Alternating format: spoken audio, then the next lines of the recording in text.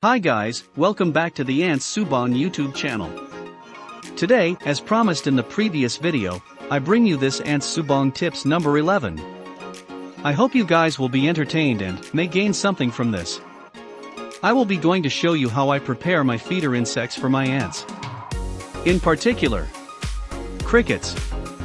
They are an economical and great source of diet for your pet ants. Crickets will provide sufficient protein and fats. If compared gram to gram, 10 grams of crickets have more protein than 10 grams of beef. I feed crickets basically every 2 to 3 days to all my ants, and they love them. There are some preparations I do every time I feed my ants crickets. Many ant keepers will give live crickets, but the most common practice is to pre-kill the crickets. Whether to give live or pre-killed ones really depends on your colony size. Again, never give any form of live insects to your young ant colony, it will injure your colony and may cause death. This clip shows the pre-killed crickets being swarmed by Crematogaster ants. Notice the crickets dwarf the ants by 1,000 times, and it will take days before it can break into its carapace. Some ants might think that the crickets are still alive and try to spread eagle it. This takes a lot of energy out of the colony just to break down this giant cricket. The ants know they have to eat as much and as fast as they can, before the rotting starts. Once the crickets spoil, the ants will ignore it. Unfinished crickets will smell, and you don't want that to stink up your entire home, especially when you have many colonies. So, before I begin the tips, there will be some dissection and gory visuals involved in making this video. If you have a cricket phobia, a weak stomach, and even eating now, you may want to skip this video entirely. Other than that, if you are immune, let us begin the video. The crickets I am using here are the common brown species called Echidna domesticus. I mostly use this species. There is another species, a black one, but it doesn't have the strong, big legs I needed. I always start with boiling water and having it in a glass. It keeps the water at a high temperature for a longer period of time. You want the water to be at boiling temperature. This is crucial because I pre-kill the crickets this way by dipping them in the hot bath for at least 5 to 10 seconds. This doesn't just end its life quickly, but also kills off any unwanted diseases or parasites carried by them.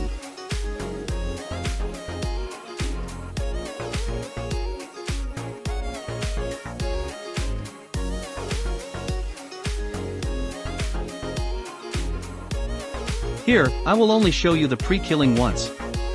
Let's make a few crickets ready for the next steps.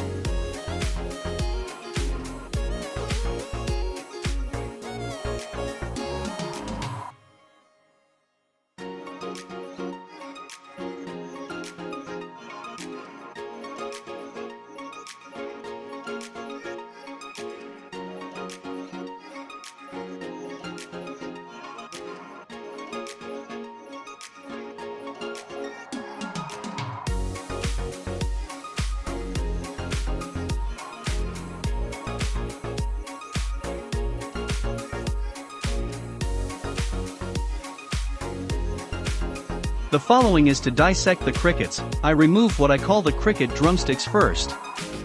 There will be additional steps to working on the legs, but I will show you in the later part of the video. Next is the head. The ants will not eat the head as it is too hard. You can choose to remove it or not. But I find it easier for the ants to get to the next flesh easier if I remove the head. You will see what I mean when I break down the crickets further. This part of removing the wings can be optional. I remove it so that I don't have to deal with cleaning many wings part in the nest. They are not the easiest to scrape off the floor, especially after soaking in their dried up juices. Finally, I cut the thorax from the abdomen in section one more time at the tip. By already removing the head, the ants will have two access, which is from the head and the midsection side. At the end of it, you will have 4 pieces of crickets including the pair of drumsticks. Let's work on another one, this time much closer, so that you can witness the area that I am cutting. This time, it is a female cricket.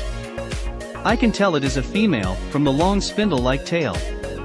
It actually works like a funnel to deposit eggs deep into the soil. Hence it is called the ovipositor. I swear, I did not make that word up. The following steps are the same as the previous ones. The part that you may find a little difficulty is removing those wings. The trick is to go under all of the wing section with the scissors, and with just a single cut will remove every wings there is. I forgot to mention, the kind of scissors you use is really important. You will need it to be as thin-bladed as they come and, not to mention, very sharp. You will understand why, in the next way of processing your crickets. This is a female cricket. I can already tell she has eggs, with that full belly. The eggs are super yummy for your ants, and are extra rich in protein. The eggs look like long grain rice, you will see once you cut into it. Here, I will show you another way I prepare my crickets. So, in this new preparation, the process is the same. Right until you reach the cutting of thorax from the abdomen.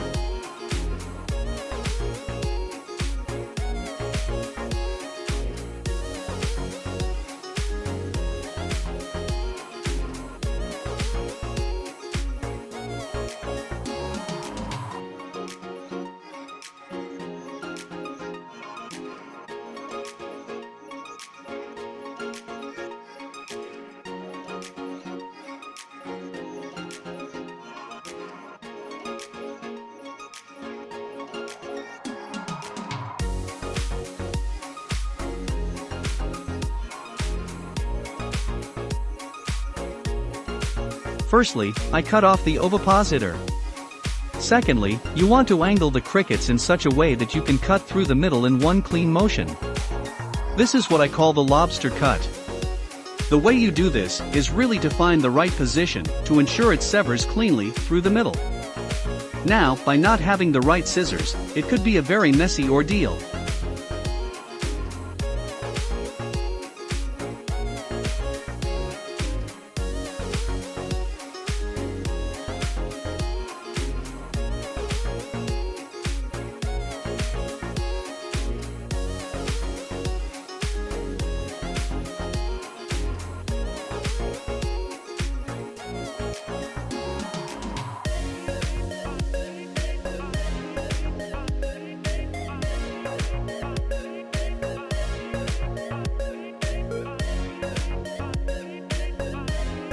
Back to the cricket drumsticks. You want to cut in the middle of the thigh area. The reason I do this is for my ants to have better access to the dark meat that is hidden within. Cutting it this way is suitable for feeding founding colonies as they haven't built up enough hardened mandibles to tear into the drumsticks. For founding queen especially, semi-claustral queen will be the perfect meal. They do not need to break down any further to get to the flesh, saving precious energy.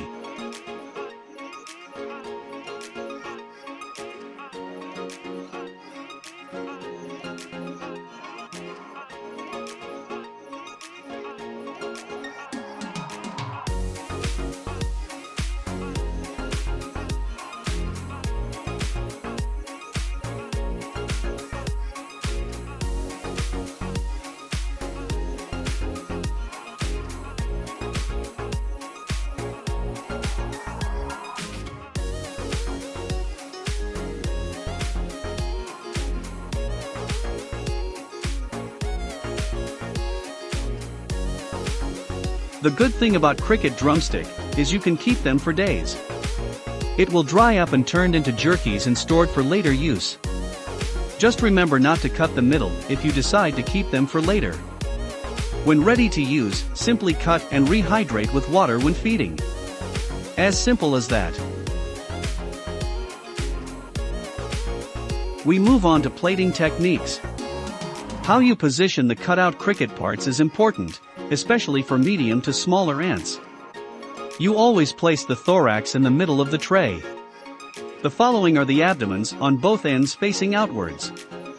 The abdomen has more flesh and it will take longer to finish. You want the ants to finish these parts first. If you have a rounded tray, just make sure they are not sticking to each other and all facing outwards.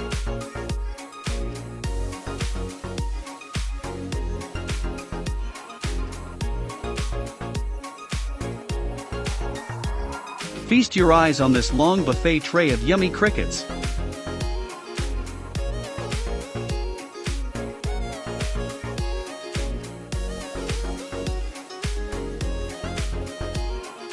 It doesn't matter how many ants you have in the colony, this works for any number of ants, and it will help them out one way or another. We have reached the end of the video. I really hope you have learned something here. I do not expect all of you to follow my way of feeding the ants, but through my experience it has led to this tip. Have a great day, stay safe. And thank you for watching Ants Subang.